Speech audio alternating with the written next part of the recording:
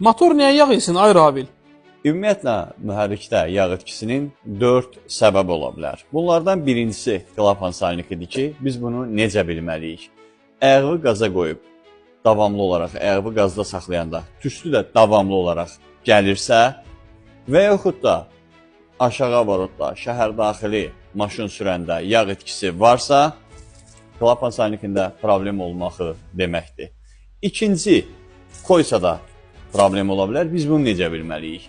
Misal üçün, yuxarı avarotda maşını sürəndə, həmçinin ayağı qaza qoyub davamlı saxlayanda ilkin olaraq tüstü gəlib, sonra isə qatı tüstü yenə davamlı gəlmirsə, koysa günahkardır burada.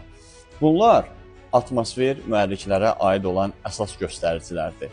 Üçüncü göstərici isə əsasən turbo mühərriklərdə özünü göstərir ki, turboda problem varsa, yağ itkisinin səbəbkarı turboda ola bilər. Və dördüncü çox incə bir məqam, keyfiyyətsiz və ən əsası da bəzi hallarda tələbə uyğun olmayan yağların mühərrikdə istifadəsi yağ itkisinə səbəb olur.